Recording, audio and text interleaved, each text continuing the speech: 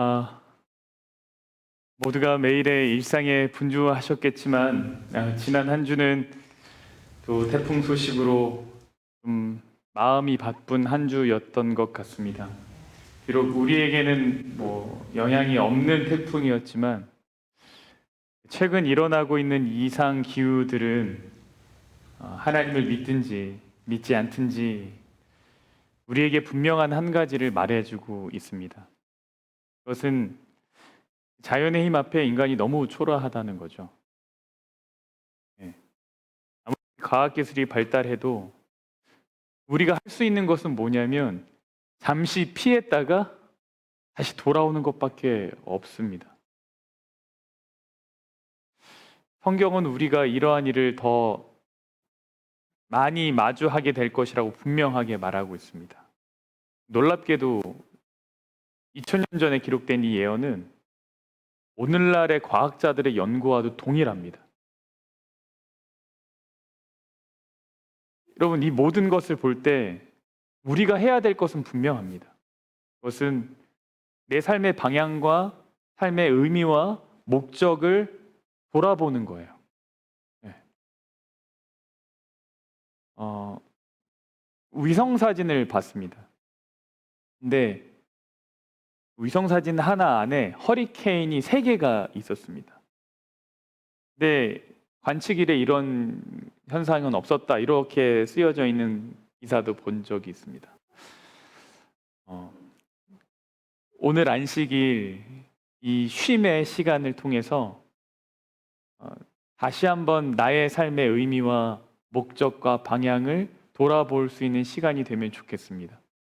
네. 이거는 하나님을 믿든 사람이든지 믿지 않는 사람이든지 우리처럼 다시 오실 재림을 기다리는 사람이든지 그렇지 않은 사람이든지 반드시 할 수 있는 일이고요. 해야 되는 일입니다. 네. 이거를 외면할 수 없습니다. 오늘은 계속해서 사사기 8장에 있는 말씀을 좀 살펴보겠습니다. 잠깐 기도하겠습니다. 아버지 하나님, 이 말씀을 엽니다. 말씀 가운데 살아계신 하나님, 우리가 만나고 깨닫고 또 마음에 담아 돌아가게 하여 주시옵소서. 이 시간 여러 가지 자연재해로 어려움을 겪고 있는 사람들 기억하여 주시고 그들의 삶에 다가온 이 큰 풍랑이 하나님의 능력으로 잠재워지고 그들이 영원한 소망을 꿈꾸게 하여 주시옵소서. 예수님 이름으로 기도합니다. 우리 지난 시간 사사기 8장을 다루었었습니다. 기드온과 에브라임 지파의 갈등을 좀 살펴봤었죠. 혹시 기억하십니까? 에브라임이 뭐라고 불평을 했었지요? 왜 처음부터 전쟁에 나 안 불렀어? 이렇게 따져 물었습니다. 네. 처음부터 나를 불렀어야지 이렇게 했더니 에브라임이 기드온이 뭐라 그랬죠? 거기다 대고 너는 마음에 안 들었어 이렇게 말하지 않고 너가 나중에 합류해서 한 일이 우리가 지금까지 했던 모든 일보다 훨씬 위대한 일이야. 최고였어. 이렇게 싹 지켜 세워줬더니 에브라임이 마음이 이렇게 풀렸어요. 그러나 결과적으로 둘 모두를 통해서 뭐는 사라졌습니까? 하나님의 존재감은 사라졌습니다. 에브라임은 불평을 하는 것으로 하나님의 전쟁을 인간의 전쟁으로 바꾸어 버렸고 기드온은 올바르지 않은 겸손의 태도로 이 전쟁을 주관하시고 이끄시고 승리하셨던 하나님을 그냥 감추어 버렸어요. 이거 하나님이 하신 일이니까 우리는 하나님께 쓰인 도구일 뿐입니다 라고 말하지 않고 너가 최고였어 이렇게 말하는 바람에 하나님이 또 사라지게 되었습니다. 그 이야기를 살피면서 항상 하나님을 높일 수 있는 믿음을 갖기를 우리가 소망하는 시간을 가졌습니다.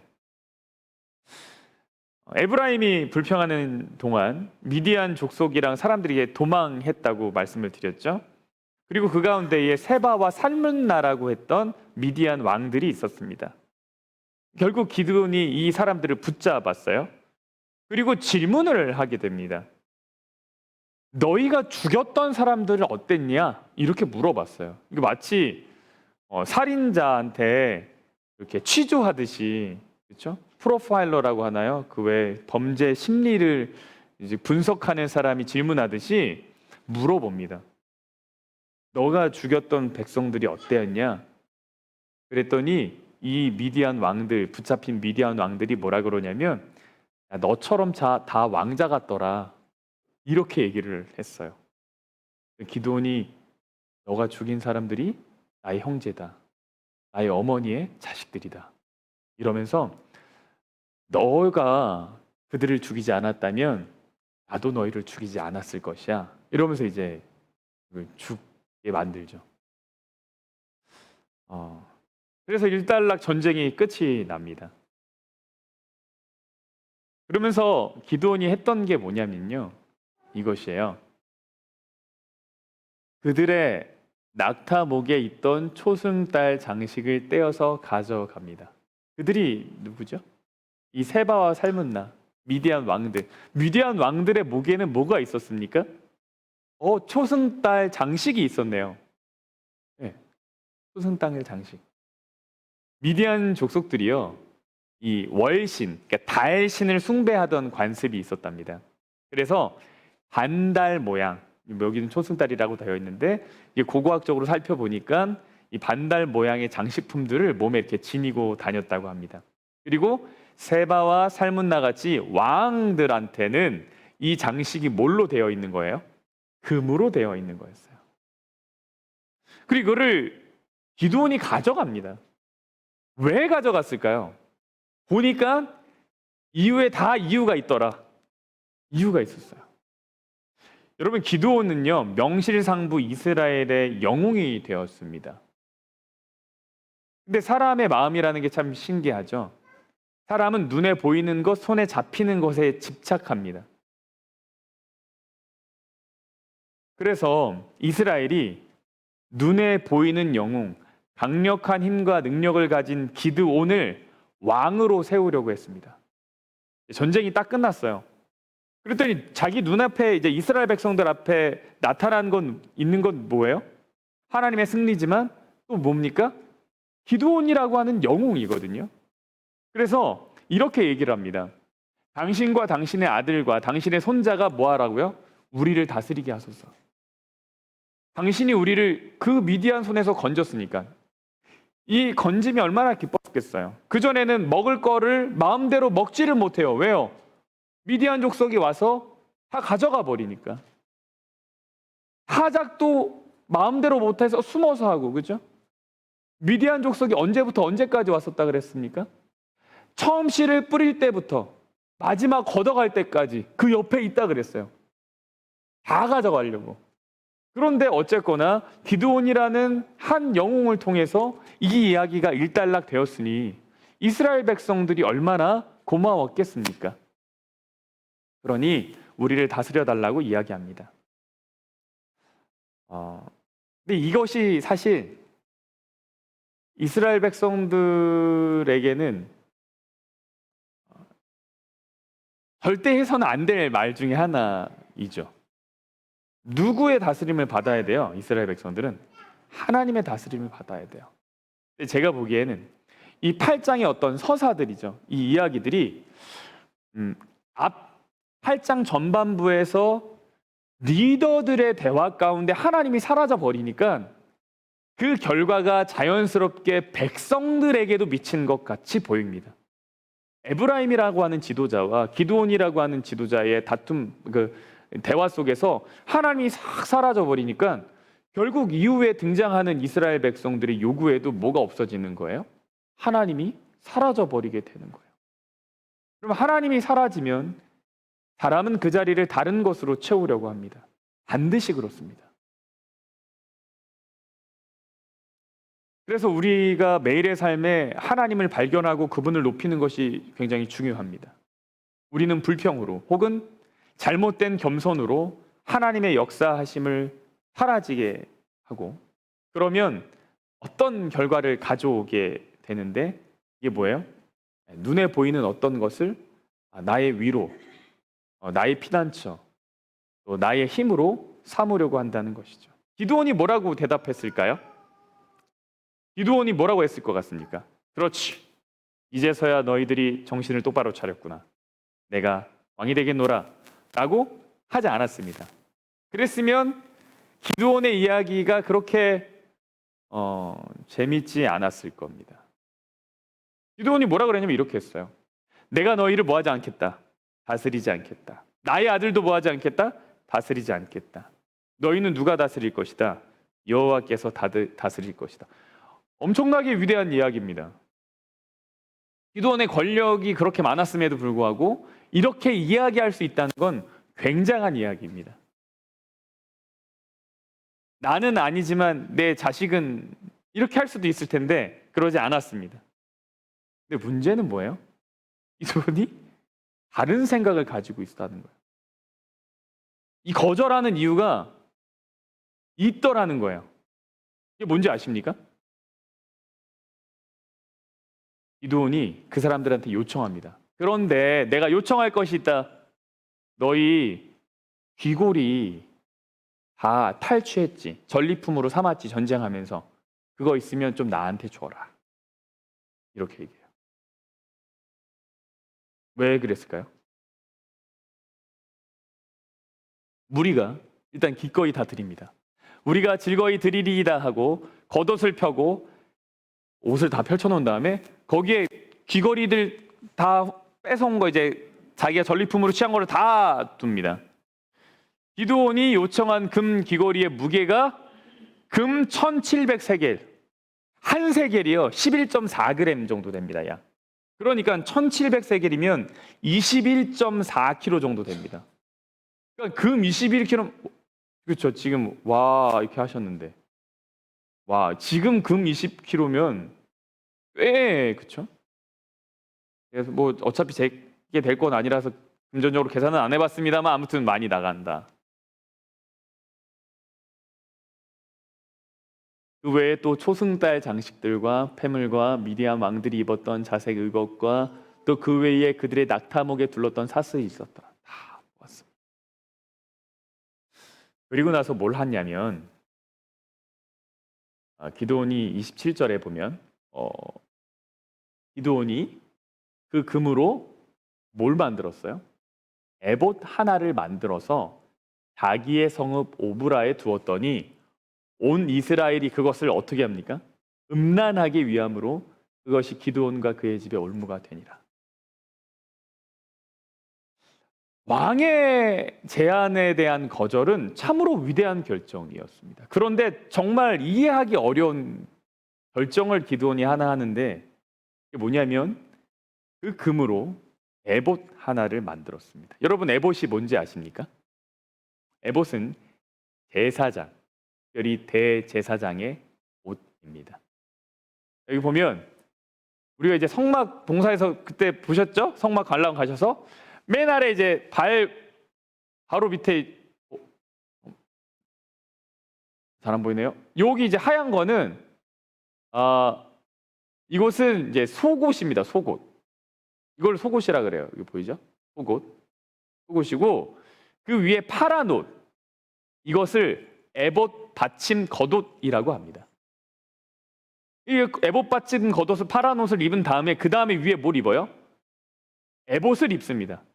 근데 이 에봇에 뭐가 달려 있냐면 이 우울림명화 둘림이라고 하는 것과 12보석이 달려 있습니다. 이거 흉패라고 합니다. 이걸 뭘로 만들었다고요? 기드온이? 금으로 만들었습니다.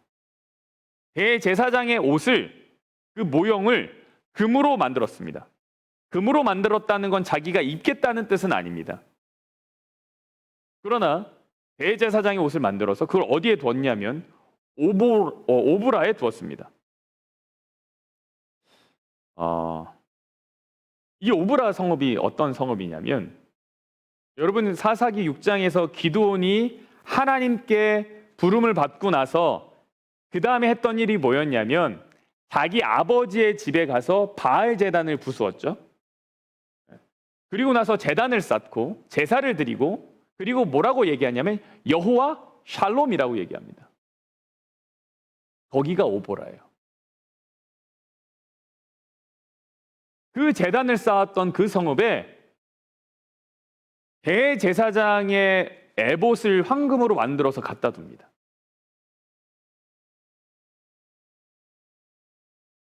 우림과 둠밈은 대제사장이 하나님께 판결을 물을 때 사용했던 것입니다.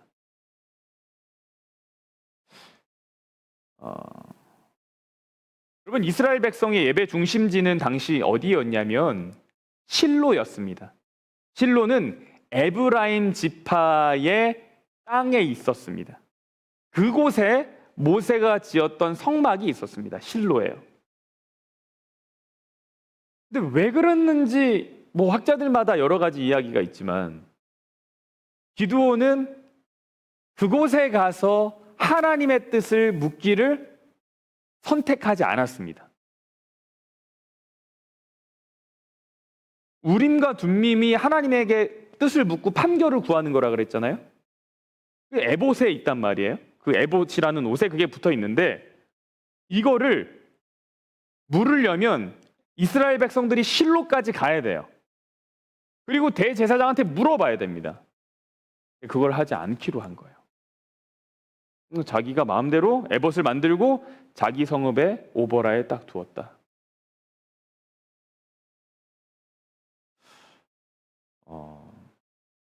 여러분, 기드온은 사사지 제사장은 아닙니다.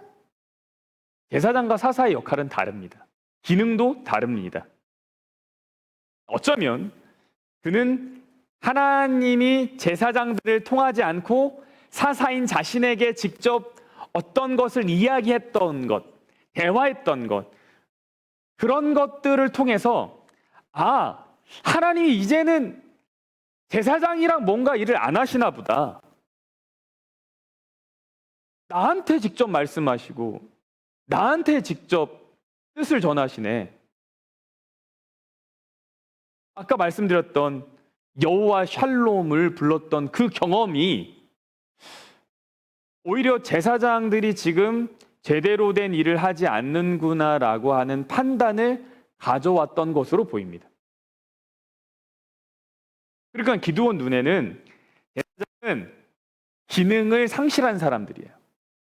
기드온의 생각에 제사장들은 유명무실합니다. 타이틀은 있는데 뭘 하진 못해요? 기능은 못해요.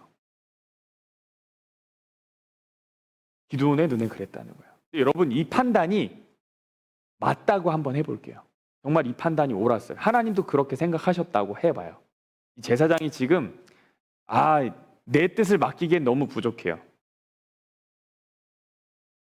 그러면 기드온이 한 지금의 이 선택이 좋은 선택입니까?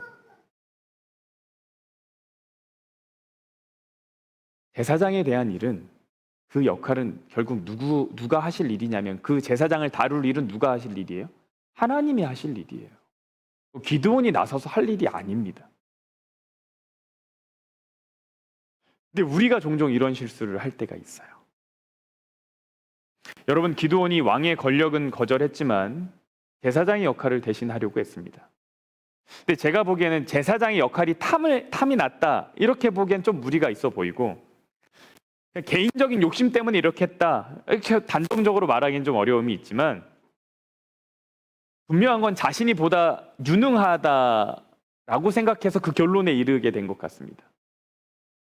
이 모든 일을 결정하는 데 있어서 기드온이 하나님께 묻지 않았습니다. 전쟁을 하러 갈까요 말까요? 저는 못 믿겠으니까 보여주세요. 뜻을 알려주세요. 끊임없이 하나님께 묻고 대화했던 그 기드온의 처음의 신앙의 모습이 여기에서 전혀 나타나지 않습니다. 백성들이 이 에봇을 음란하게 하였다라고 성경은 표현했습니다. 이 황금 에봇. 이 음란하게 했다. 뭔 것 같으세요? 여기에 와서 그들의 신앙을 의지하는 일을 한 거예요.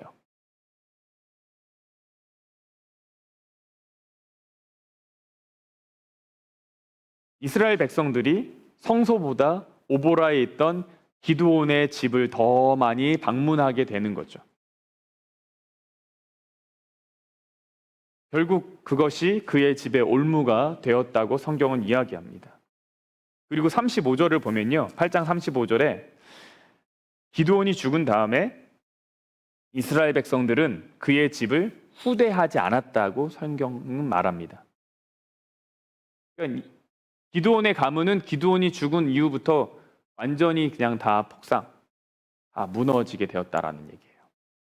근데 성경 사사기의 이 저자는 이 올무가 된 것이 그의 집에 올무가 되었다.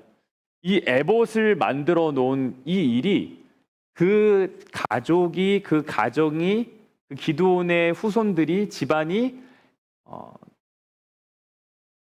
대접받지 못하고 무너지게 된 원인처럼 설명하고 있는 겁니다.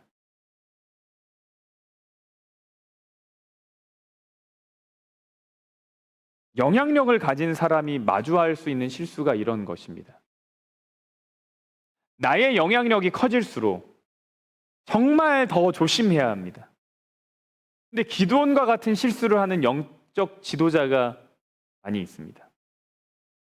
하나님과 기도하고 대화하고 성장을 하고 괄목할 만한 영적 승리를 거두고 성취를 거두었지만 결국 끝에는 뭐 하지 않냐면 하나님께 묻지 않고 자신의 뜻을 관철하는 사람들이 있습니다.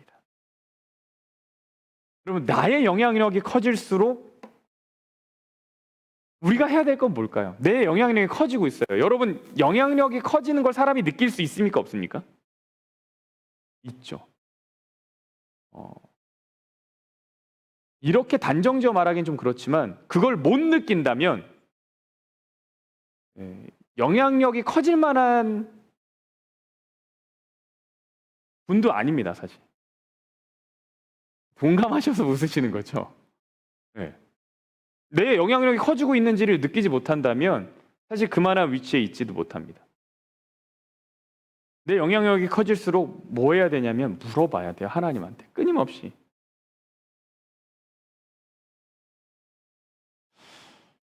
근데 제가 이 기도원의 이야기를 읽으면서 진짜 잘 모르겠는 거예요, 사실.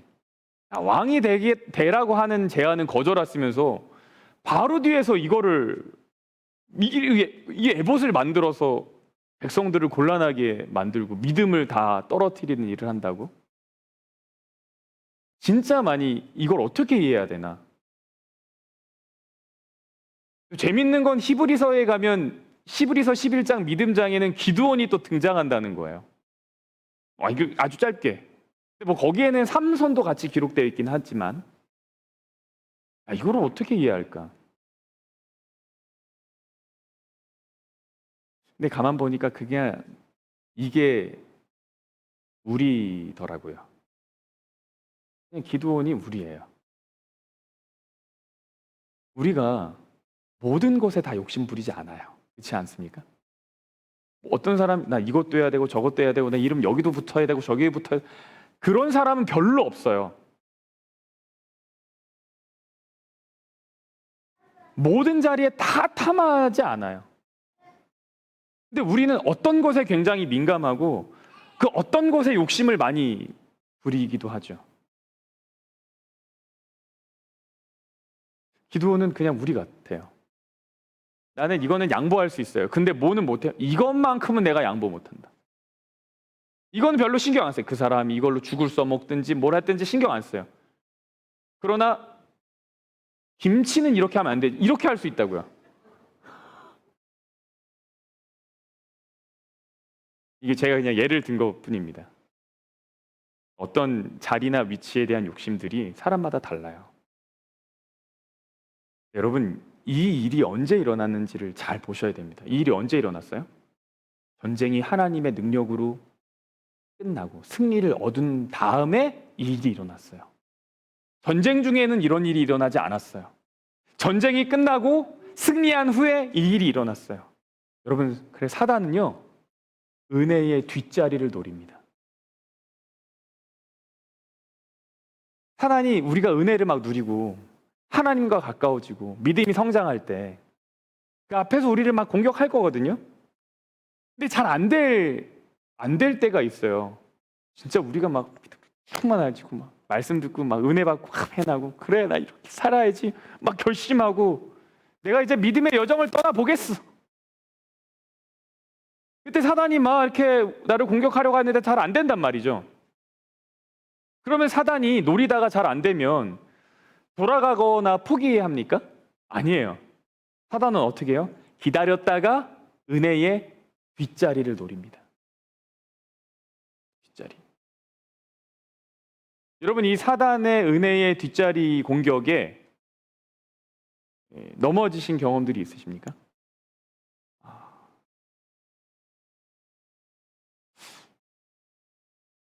어떻게 하면 여기서 우리가 승리할 수 있을까요?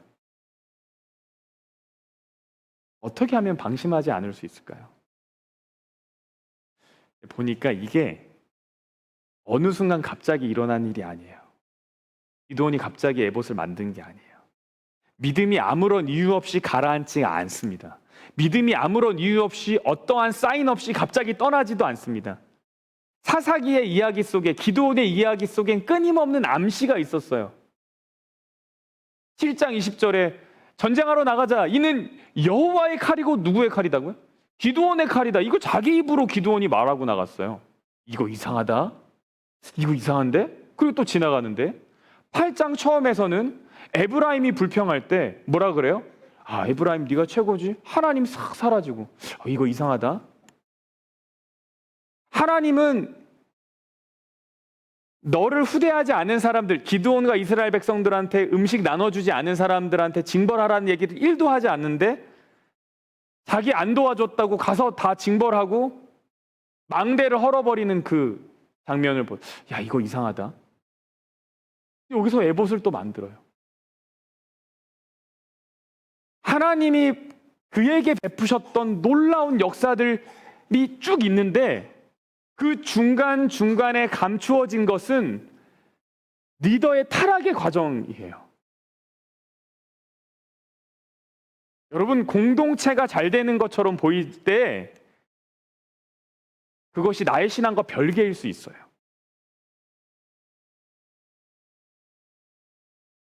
요즘 샬롯 교회 분위기 어떻습니까? 좋아요? 항상 좋습니까? 샬롯 교회가 너무 좋고 막 이렇게 분위기도 좋고 으쌰으쌰 되는 것 같지만 그것과 나의 신앙이 별개일 수 있어요. 나는 거기에 마음을 두지도 않고 거기에 기도하지도 않고 여러분 거기에 착각하면 안 돼요. 우리가 해야 될 건 나를 끊임없이 하나님 앞에 두는 겁니다.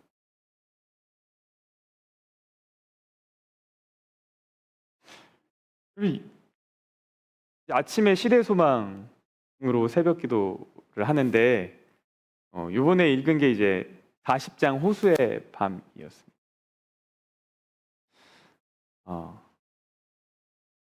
예수님의 제자들이 폭풍 속에서 예수님을 찾게 되는데 언제 찾는 줄 아십니까?